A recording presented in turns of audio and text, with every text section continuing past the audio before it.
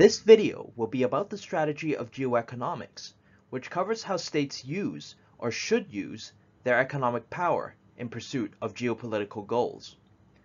This video aims to introduce the concept, outline the elements of geoeconomic strategy, and finally, come up with two strategic blueprints that states can use to achieve their goals. First, we have to be clear about what geoeconomics is not. Geoeconomics is not about states pursuing economic instead of geopolitical ends. Geoeconomics is not about foreign policy being driven by economic concerns.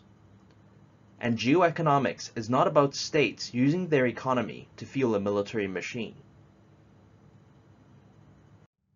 One way of thinking about geoeconomics is to think of it as fourth-generation geopolitics. This refers to fourth-generation warfare, which proposes that in modern war, the decisive contest may not actually be on the physical battlefield.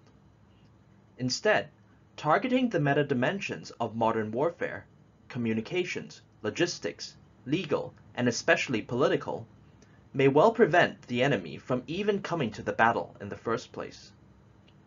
Russia's actions in Crimea are an example where speed, ambiguity, propaganda, and legal procedure all combined to deny the West a viable reason for intervention, leaving Russia in sole possession of the field by default. In the same way, the economic meta-dimension within geopolitics can also be targeted. States that achieve economic dominance are in a good position to achieve geopolitical goals, as rivals either compromise or are compromised due to their economic dependency. The rise of geoeconomics is due to several factors. Firstly, the high costs of modern war have diminished the power of diplomatic and military threats. Secondly, while states still prioritize their own security, citizens also expect them to ensure their economic well-being, and will replace governments based on the state of the economy. Lastly, today's globalized economy has created a new dimension of strategic competition. Power is no longer limited to controlling geopolitical territories and choke points, but also on ownership of key industrial sectors, markets, and supply chains. Mastering this new arena is, essentially, the point of geoeconomics. So we have seen how geoeconomics offers potential solutions to geopolitical questions. But why geoeconomics instead of plain old economics? After all, economists can argue that if states run the economy based on purely economic rather than geopolitical principles, they will grow faster, which in turn gives them greater options and leverage against geopolitical enemies. Running the economy with an eye towards geopolitical goals will only be counterproductive, as state meddling interferes with growth. The geoeconomic response comes in a critique of Ricardo's principle of comparative advantage, a key model mathematically demonstrating the benefits of free trade. Suppose two countries and two initial goods. Britain is better at making cloth, Portugal is better at making wine. If both countries try to produce both goods by themselves, they get a small amount of each. Ricardo demonstrated that if each country focuses on its advantage, Portugal on wine and Britain on cloth, they will make a larger amount of their chosen product, trade with each other, and they will both end up with more goods compared with going it alone. This relationship holds even if Portugal is better than Britain in producing both wine and cloth. So here, we see how economic principles encourage specialization and trade, which in turn leads to both countries having more resources to spend on geopolitical ends. In response, geoeconomists point out two things. Firstly, the relationship must be analyzed in terms of its long-term impact, not just short-term economic gains. So let's specify that this example of comparative advantage analyzes long-term gains, which leads to the second point, which is that this model assumes that the economic effect of specializing in wine and specializing in cloth are the same. But they are not. Cloth is a standard gateway industry.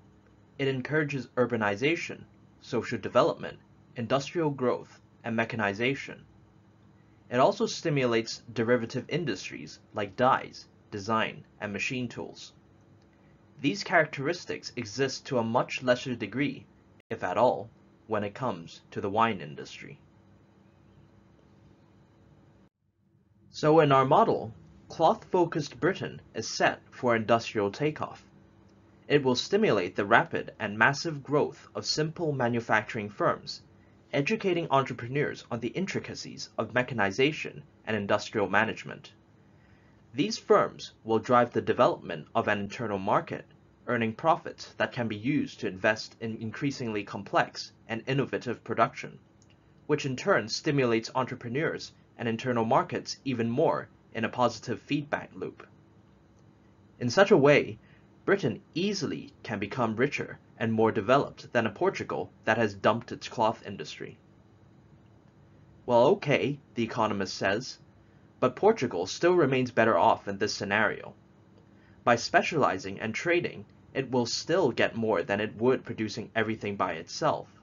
And furthermore, through trading with developed Britain, Portugal gets goods that it can't even produce at all.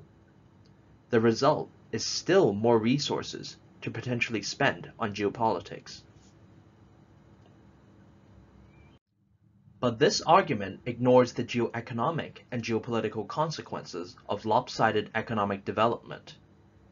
In war, wealthy Britain will naturally prevail over poor Portugal, but even in peace, Britain's wealth will give it significant geoeconomic advantages over Portugal. Britain can use its money to buy up Portugal's resources and firms, gaining a say in how Portugal's economy is run.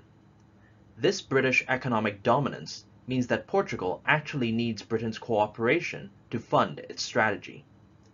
Needless to say, this means that in a geopolitical dispute between Portugal and Britain, Britain wins by default. So we can see how blindly following economic principles has resulted in negative geopolitical benefit for Portugal. It has gained more resources, but they have been rendered irrelevant since geoeconomic dependence has already led to Britain's geopolitical victory.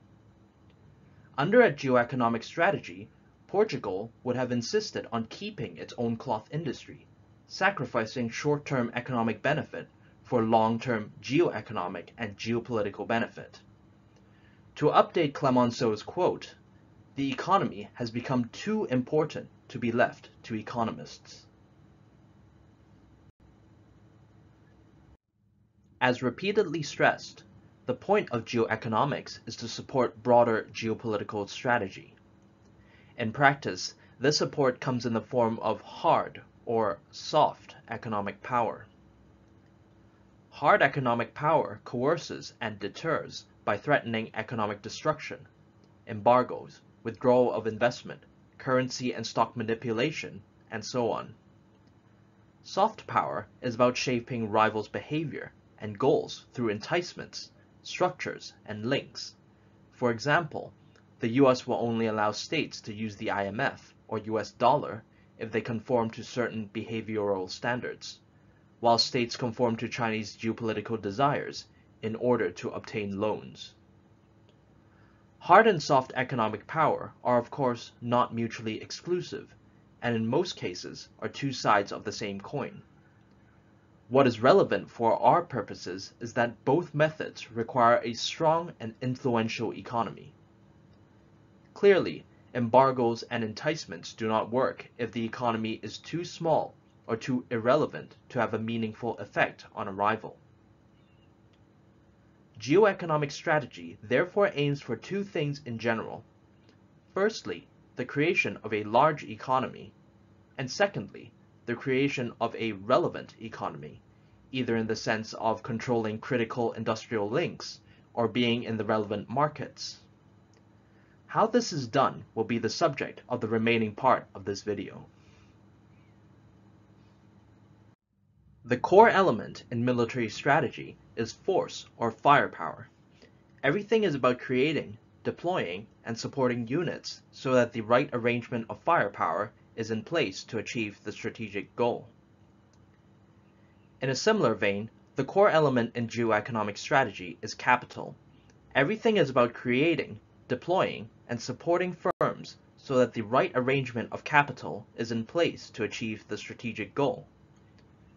Capital is needed to invest in production and grow the economy, and capital is what firms need to expand and maintain their positions within markets.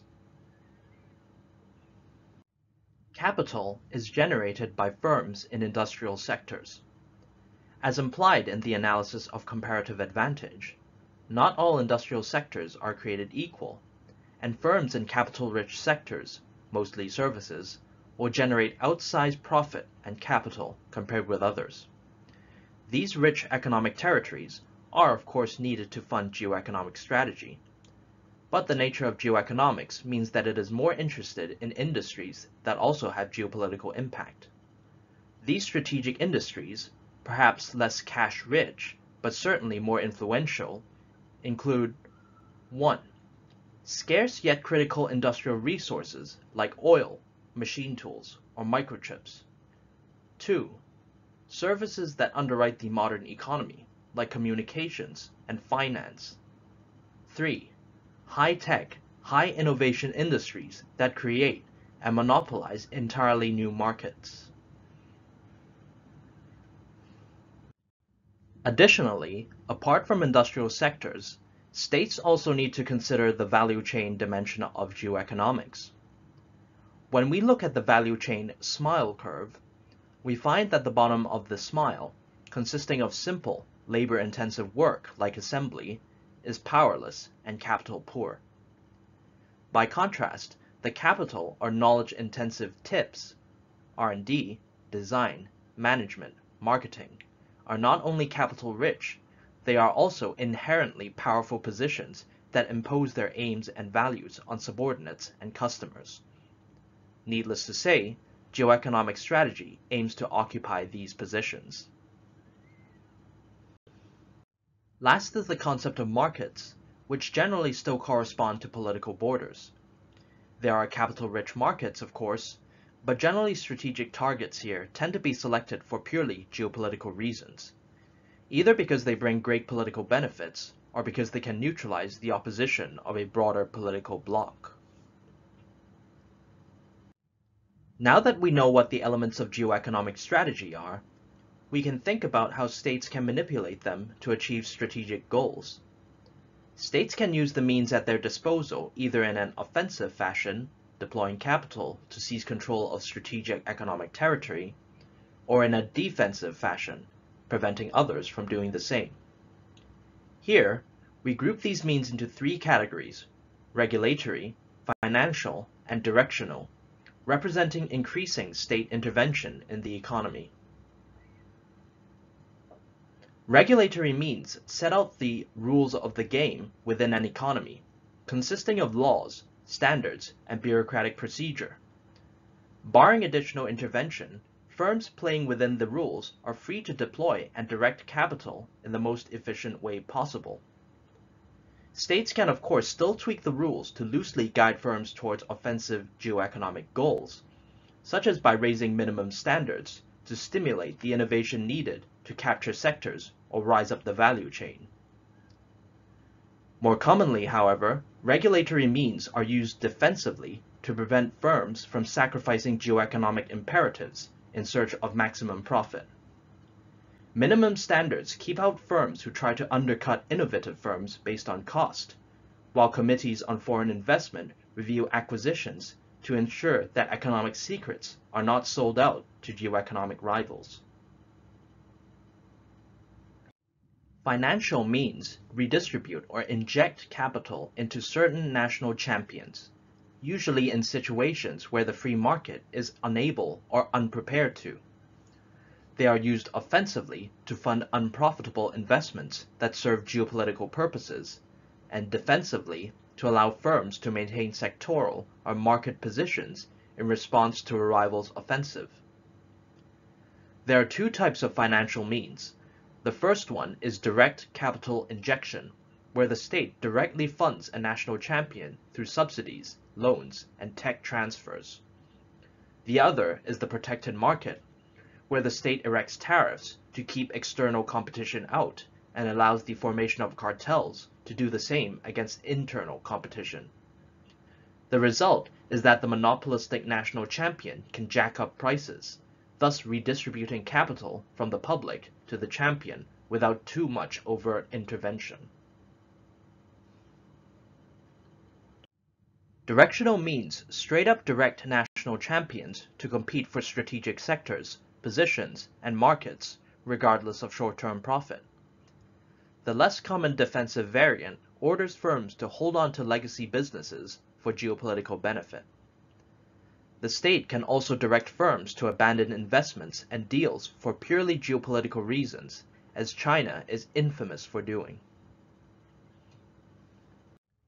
All in all, states can select from a broad array of tools in order to influence capital and firms towards desired sectors, value chain positions, and markets in line with their geoeconomic and geopolitical goals.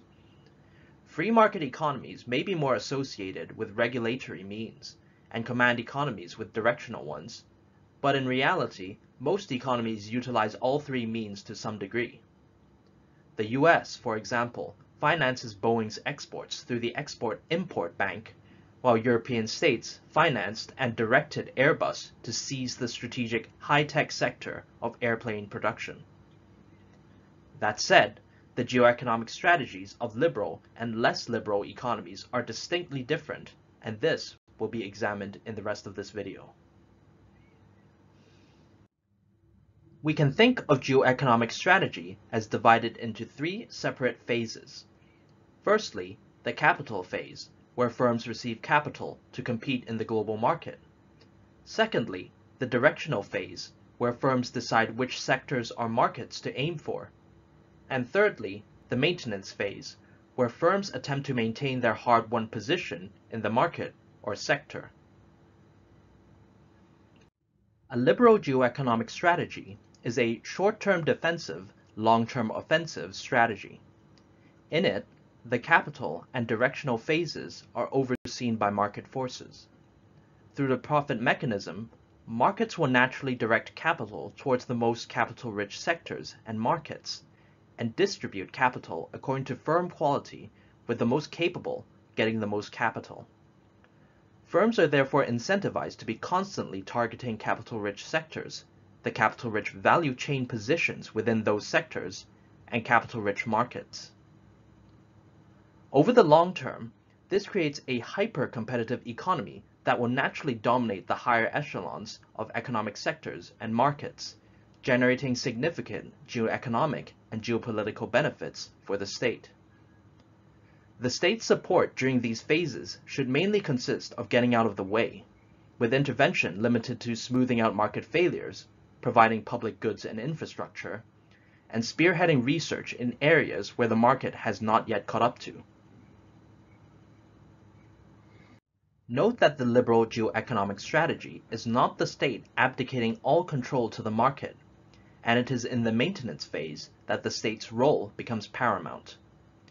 This is because the liberal strategy is based on free and fair markets. No firm, no matter how hyper-competitive, can compete for long against free or cheating. The state must therefore use the regulatory means at its disposal to set up, enforce, and update a set of rules that would maximize the effect of its liberal strategy. Internally, it should promote things like competitiveness, free movement of capital and labor, and so on, perhaps using standards to encourage innovation and upgrading within the economy. Externally, which is far more important, the state should also insist that the only way others can compete on an equal basis is by conforming to the state's own rules and geopolitical outlook. Ideally, the choice is for rivals to concede geopolitical victory to the state in return for participating in the state's economic dynamism, or to refuse and lose in the long run anyway, as the state outcompetes and dominates the rival's economy. As such, the state should neither hesitate in creating a protected market that keeps out unreformed rivals, nor should it shy away from financially supporting a firm that is disadvantaged against an external rival. This blueprint can be seen as a purist and more aggressive version of the proposed Trans-Pacific and Transatlantic free trade partnerships, which sought to create a free trade bloc that forced geopolitical rivals to either adopt Western economic and geopolitical norms or be unable to benefit from the Western market. The liberal strategy is fairly straightforward, but it is not without drawbacks. The key one is that in a liberal strategy, the state has limited control over direction. In practice, states retain many tools to incentivize market forces in the desired geoeconomic direction, but in general, they have little control over where specific capital goes. This, of course, becomes a problem when it comes to capital-poor but strategic sectors and markets, where lack of market interest creates vacuums which a less market-conscious rival can exploit. The geoeconomic successes that Chinese companies have enjoyed in the transport and communications infrastructure sectors, as well as in developing markets from the South Pacific to Africa to Latin America, are a product of Western disinterest as much as Chinese strategy.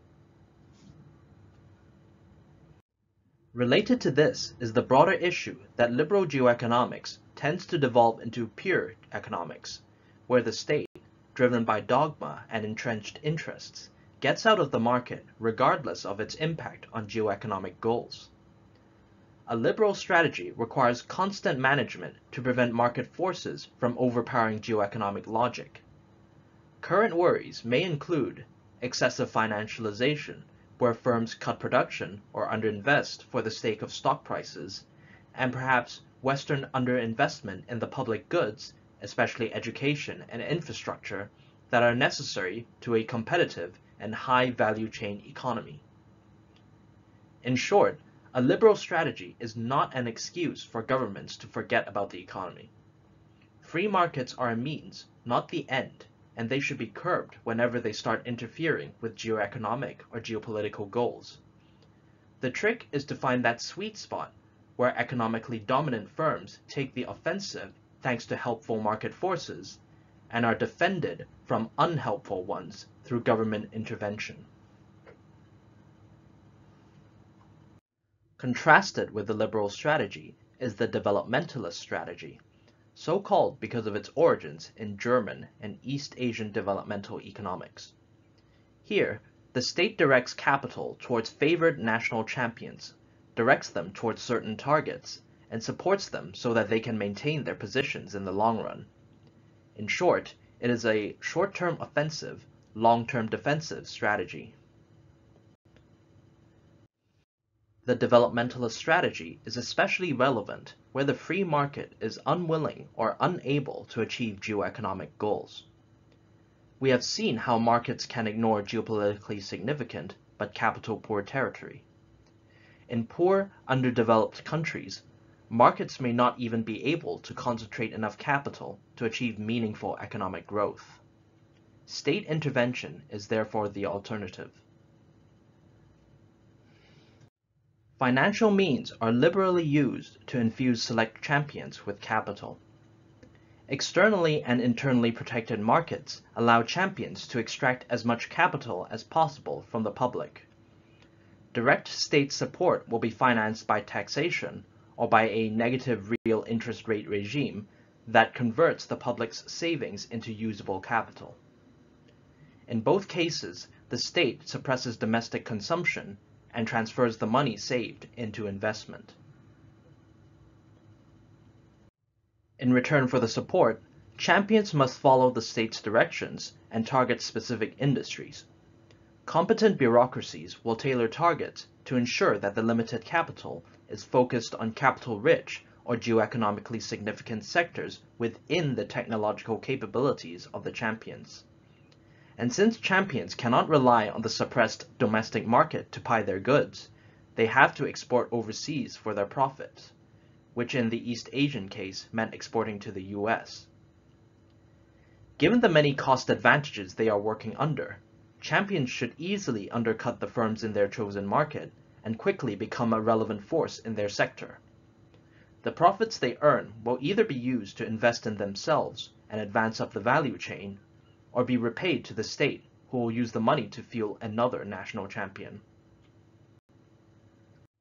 With appropriate state financing and direction, most champions can easily dominate the lower segments of a value chain based on cost advantage. But these positions are not capital-rich nor powerful, and a champion here will always be vulnerable to political or market developments that can make it obsolete in an instant. To maintain the state's foothold in this sector, therefore, a champion must continue to receive constant support as it attempts to advance up the value chain. Some level of innovation is required for a champion to advance up the value chain. Long term, this requires the state to pour additional capital into building the required knowledge and educational structures. In the meantime, it can have champions compete with each other for subsidies or loans, weeding out the unfit in the process. Alternatively, the state can cheat and support its champions through enforced tech transfers and industrial espionage, allowing them to keep abreast of the latest developments. Repeat this cycle enough times, and eventually the champion will reach a scale and value chain position where it can actually begin making a genuine profit and start contributing to state coffers. Long before that, however, it would have already become a growth pole, stimulating internal development and bringing the economy closer to the level where it can start fueling itself. The meteoric rise of Japan, South Korea, and now China is proof of the power of this blueprint, but there are also glaring drawbacks. Firstly, state intervention on this scale and timeline creates significant market distortions. Cronyism and inefficiencies are to be expected, but to scrounge up the capital to fuel champions, states either take on massive debt or manipulate currencies and capital flows to get the real interest rates they want.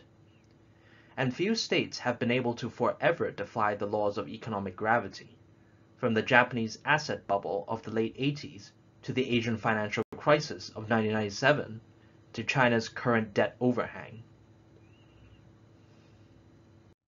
The second drawback, which is less of a drawback and more of a tough prerequisite, is that the developmentalist strategy requires international tolerance. A key step in this strategy is to have states gain capital by exporting to overseas markets under pretty unfair conditions, undercutting other firms in the process. There is no reason why the export destination should tolerate this. Indeed, the liberal strategy's emphasis on free and fair markets was to prevent this sort of one-sided deal in the first place. During the Cold War, the US tolerated Japanese and South Korean practices because their increased strength was a geopolitical gain. This is not the case for China, and accordingly, US tolerance is wearing thin. It's not clear whether the developmentalist strategy will be as successful in a less unconditionally open trade environment. In short, the developmentalist strategy has the state put the economy into capital-generating gear. Domestic consumption is suppressed, capital earned from overseas exports is brought in, and the money is invested into select national champions, whose task is to exploit their many advantages to seize the desired geoeconomic territory. Its historical effectiveness is undeniable, but it may be a product of circumstance. Additionally, the state can only defy economic logic for so long before coming back to reality in the form of an economic crisis. Over the course of this video, we have seen how geoeconomics is relevant to modern geopolitics. By dominating key industrial sectors, value chain positions, and markets, geoeconomic powers can suppress hostile activities of dependent countries and thus win geopolitical conflicts by default. Domination requires abundant and strategic use of capital, leading to two general strategic blueprints: a liberal one, where the free market directs capital, and a developmentalist one, where the state provides direction. Most countries recognize the need for both dynamism and direction, and will combine elements of both in their strategy. In an age of muted political conflict, geoeconomic competition is becoming more relevant in the quest for global power and influence. It is important to remember, however, that geoeconomics is not a substitute for geopolitics. In the last counting, states still value security and political control over economic comfort, and geoeconomics provides the means, not the end, of achieving that. Thanks for watching the video, and please like and subscribe. If you have any comments or questions, I'll be happy to respond to them in the comments section.